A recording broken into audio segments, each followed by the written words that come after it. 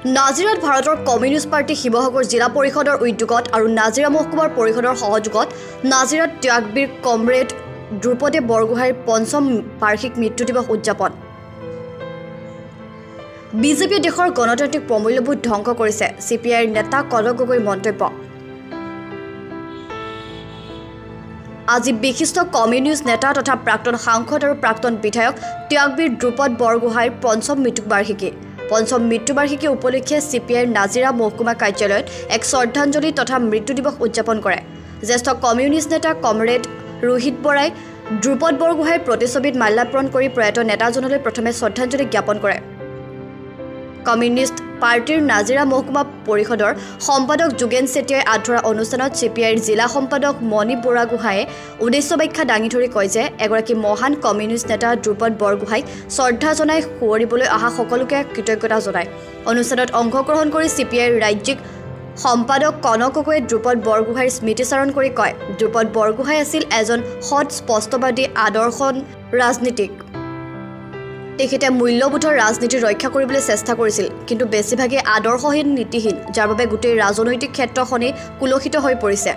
উক্ত অনুষ্ঠানত অংশগ্ৰহণ কৰি নাজিৰা মহাবিদ্যালয়ৰ অৱসৰপ্ৰাপ্ত অধ্যক্ষ শ্ৰীযুত মবিদুল ইছলাম দেৱে দ্ৰুপদ বৰগোহাঁই ছাৰৰ অন্যায়ৰ বিৰুদ্ধে সত্য উদ্ঘাটনৰ পক্ষে লোৱা স্থিতি সম্পৰ্কে অৱগত কৰে। দ্ৰুপদ বৰগোহাঁয়ে পুলিচৰ সাধাৰণ মানুহক কৰা অত্যাচাৰৰ বিৰুদ্ধে গঢ় লৈ উঠা বিক্ষুব্ধতাই কমিউনিষ্টৰ প্ৰতি অনুপ্ৰাণিত হোৱা বুলি অৱগত কৰে। CPIৰ জ্যেষ্ঠ নেতা ধৰ্ম বৰুৱাই দ্ৰুপদ বৰগোহাঁয়ে কেনেকৈ এজন আদৰ্শৱান শিক্ষক হৈও কেনেকৈ কমিউনিষ্ট পাৰ্টিক প্ৰচাৰ কৰিছিল আৰু কেনেদৰে প্ৰসাৰতা ঘটাব পাৰে তাৰ বাবে অহোপুৰুষাৰ্থ কৰিছিল বুলি কয়। অনুষ্ঠানত নিখিল ভাৰত যুৱ ফেডাৰেশ্যনৰ ৰাজ্যিক সভাপতি কৃষ্ণ গগৈ, পাৰ্টিৰ জ্যেষ্ঠ নেতা নাথু দত্ত, অসম মহিলা সংঘৰ মহকুমা সম্পাদিকা নমিতা পানীফুকন গগৈ, প্ৰাক্তন সম্পাদিকা ৰাণু বৰুৱা, জ্যেষ্ঠ পাৰ্টিৰ নেতা পদ্মেশ্বৰ গগৈ, AIYFৰ জিলা সভাপতি মাধৱ গগৈয়েও বক্তব্য ৰাখে। আজি আচলতে আমাৰ প্ৰয়াত পাৰ্টি নেতা প্ৰাক্তন সাংসদ প্ৰাক্তন বিধায়ক কমৰেড দ্ৰুপদ বৰগোহাঁই ৫ম মৃত্যুবাৰ্ষিকী উপলক্ষে আমি এক শ্ৰদ্ধাঞ্জলি অনুষ্ঠান ৰাখিছোঁ আৰু আমি স্মৃতিচাৰণ এখন সভা ৰাখিছোঁ। এই সভাতে আমাৰ ভালেকেইজন আমাৰ বিশিষ্ট অতিথি আহিছে। তেখেতে যিদৰে আচলতে সঠিক সঁচা অৰ্থত যিটো জনপ্ৰতিনিধিত্ব ভূমিকা পালন কৰিছিল, সঠিকভাৱে যিটো বিৰোধী ভূমিকা পালন কৰিছিল, যে দেশৰ যিবিলাক সমস্যা, ৰাজ্যৰ যিবিলাক সমস্যা, এইবিলাক সদন আৰু সংসদ বা বিধানসভা বা সংসদত যিধৰণে তুলি ধৰিছিল, যিধৰণে মূল্যবোধৰ ৰাজনীতি গঢ়ি তোলাৰ কাৰণে অহোপুৰুষাৰ্থ কৰিছিল, এই সম্পৰ্কে আমি চৰ্চা কৰিছোঁ, আলোকপাত কৰিছোঁ যে বৰ্তমানৰ যিটো ৰাজনৈতিক প্ৰেক্ষাপট, এই প্ৰেক্ষাপটত যিধৰণে অৱক্ষয় ঘটিছে মূল্যবোধৰ ৰাজনীতি, গতিকে কেনেকৈ আমি ৰিভাইভ কৰিব পাৰোঁ মূল্যবোধৰ ৰাজনীতি, গতিকে তেনে এটা প্ৰেক্ষাপটতে আচলতে আমি এনে এজন মহান ব্যক্তিৰ যি কৰ্মৰাজি, এই কৰ্মৰাজি আমি আলোচনা কৰিছোঁ, আলোকপাত কৰিছোঁ। নৱপ্ৰজন্মৰ কাৰণে এই কথা বাৰ্তাখিনি আমি লৈ যাবৰ কাৰণে চেষ্টা কৰিছোঁ।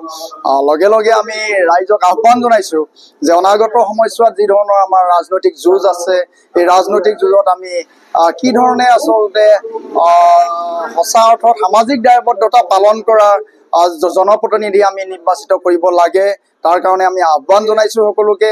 আমাৰ যোৰহাট লোকসভা সমষ্টিটো আমি এইবাৰ নিৰ্বাচনত দেখিছোঁ, তেনে এজন আমি সবল ভূমিকা পালন কৰা আমি প্ৰতিনিধি আমাৰ কংগ্ৰেছ দলৰ মনোনীত প্ৰাৰ্থী পাইছোঁ। আমি বিৰোধী ঐক্য মঞ্চৰ তৰফৰ পৰা সাংসদ গৌৰৱ গগৈক পাইছোঁ। গতিকে গৌৰৱ গগৈ হৈ আমি অলপ প্ৰচাৰো কৰিছোঁ, অলপ নহয় আমি ভালকৈ প্ৰচাৰ কৰিছোঁ।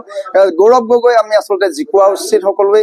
গৌৰৱ গগৈক যদি আমি জিকাব পৰা নাযায়, তেতিয়াহ'লে নিশ্চিতভাৱে যোৰহাটবাসী ৰাইজে নিজৰ ভৰিত নিজে কোঠা মৰাৰ দৰে হ'ব, এইটো কিন্তু একেবাৰে স্পষ্ট। গতিকে সেই আমি এইবিলাক কথা লৈ আচলতে ৰাজনৈতিক কাম কাজবিলাকত জড়িত হৈছোঁ। নাজিৰাৰ পৰা নয়নমণি ভট্টাচাৰ্যৰ ৰিপৰ্ট, NJ মিডিয়া।